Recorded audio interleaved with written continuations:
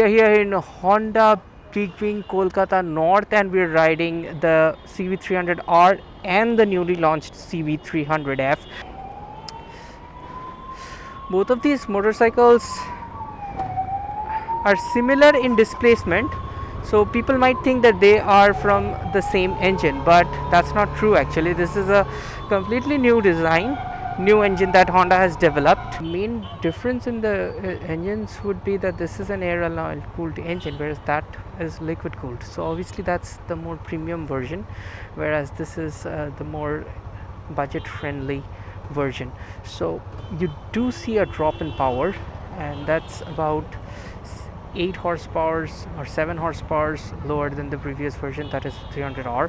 So this is about 23.8 bhp, and the 300R has the liquid cooled engine. As you can see, it really has the acceleration going for him.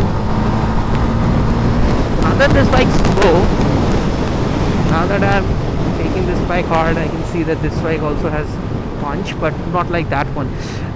Curb weight wise, this does feel a light motorcycle, and higher ground clearance. You definitely feel you are sitting up higher, but actually the seat height is lower, so that's an advantageous thing, because for touring you definitely need higher ground clearance, because sometimes the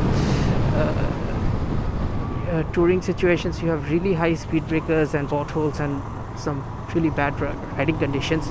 There this motorcycle should fare better with a higher ground clearance, but the ground clearance on the CB300R isn't all that bad, to be honest. Handling wise, I would say this bike has a more commuterish feel, and the frame isn't as solid as the feel on the CB300R has it.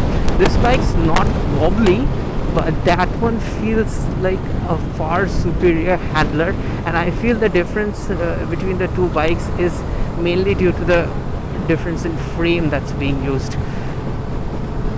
This one feels more upright as a sitting position. The handlebars are higher, so definitely more tour friendly, like I was discussing. And one of the major concerns with the CB300R for me has been its 9.7 liters tiny fuel tank. Now that kind of makes a 290 kilometers range on the highway, which practically translates down to a 250 kilometers range, because you don't look for a fuel station when you're about to go empty on a highway.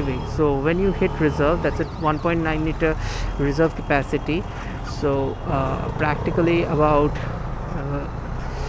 7.8 liters of riding on the normal range, and that means above 240 kilometers you will start looking for a pump. This, on the other hand, has a 14.1 liters of fuel tank that is going to be about 4.4 liters more than the CB300R, and an effective range of 450 kilometers, which means you can ride at least 400 kilometers without looking for a fuel tank. And that definitely makes a huge difference, because on the highway in around 350 kilometers plus, you are anyways gonna get a little tired and you're looking for a break, so you can just fuel up and take a breather and keep riding forwards. On this, I am definitely more happy to take it out on the tour. Suspension feel wise, now that we are going over some bad patches of road, I can see definitely the bigger bumps are being absorbed much better. By the way, we're seeing the return of show off works.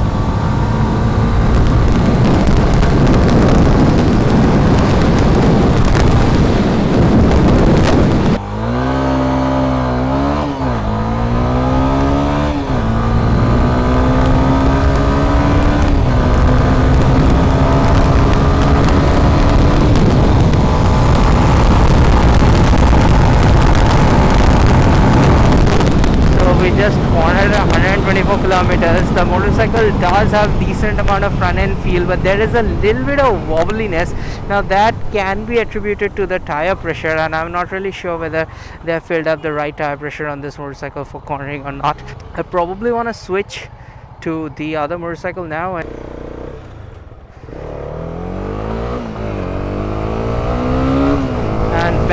back, the power difference is just mind-boggling. I think you can also feel it in the video that this bike is much faster, and even the suspension feel, though it is more rigid, it gives you more confidence because that suspension has a lot more travel, and it's not the kind of travel that gives me confidence. It's more like the travel of a really softly set thing for comfort. And off-road motorcycles are also set for bad patches of road, but they're set up in a different sporty way, whereas there is a feedback is somewhat reduced, but the bike still feels very planted.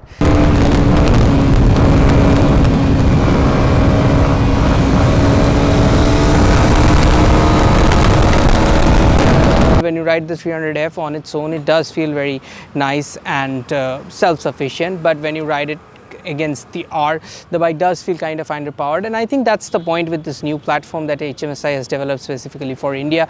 We're expecting a little bit more mileage, so the 300R is giving somewhere around 30 kilometers per liter, and it produces somewhere around 31 horsepower, whereas this one is somewhere around 24 horsepower, so definitely a drop in power. But the important thing is there's not much drop in torque, only 2 Newton meters less than the CB300R, and it's coming in at a lower RPM, so this bike definitely has a good mid-range. And when you're really pushing hard and when you're going into the upper RPMs, this bike goes all the way up to 9,000 RPM, whereas this one is somewhere around 7,500 RPM. So when this motorcycle is producing its peak power at 9,000 RPM in the higher rev range, definitely the R feels good. But when you start riding it more comfortably, like in a relaxed pace, kind of like a city or touring environment, then this bike really comes on its own. So it definitely is dependent on which type of motorcycle rider you are. So if you're my kind of a rider, then you definitely enjoy the 300R more. But there are a few key advantages to the 300F. First of all, it is coming in at around 50,000 rupees lesser. There's a huge price difference, but when you look at it, it still feels like a big bike. You can see the bike side by side and you can do a size comparison. The styling is somewhat closer to Honda's International 500F model, but in India people do prefer the 300R more because it has that retro cafe racer look. But this has higher handlebars, which means there is a better, more relaxed sitting position, as well as a lower seat height for shorter riders. When you look at the fuel tank, this is a 14.1 liter fuel tank, whereas the 300R, our biggest gripe with the 300R was its 9.7 liters of fuel tank, which gave it a measly range of 291 kilometers on the highway, whereas with this one we can get it 450 kilometers on paper, which means practically around 400 kilometers you can ride before you start looking for the next fuel stop. That to me is the bigger thing. The seats are also much bigger and wider compared to the 300R, which is more into a sport naked kind of scenario. This is more like your naked touring bike. So those are the key differences. Tire sizes are more or less the same. The disc sizes, definitely the 300R has bigger discs, but both come with dual channel factory fitted ABS, so there's no compromise there. The 300R definitely compare against the Duke 250 somewhere around the same power, but as the 300R is one of the lightest naked motorcycles in this segment at 146 kilograms, it definitely has a much higher acceleration compared to the Duke 250, and 0 to 100 timings are actually much closer to the Duke 390. But the 300F has 3 horsepower more and a lot more in the torque department, so not really a direct competitor, and has a lot more features like the upside down forks and factory fitted dual channel ABS. I know the FZ now comes with the dual channel ABS as well, but this one you feel the braking system is much better, as we have already experienced some really poor braking from the FZ25. We can assure you the Honda will brake much better. So this is a new bold step, a completely new engine and a new platform from HMSI, and they probably want to release a few motorcycles more in this platform using this engine, like the CB Highness and the RS share the same engine but are somewhat different.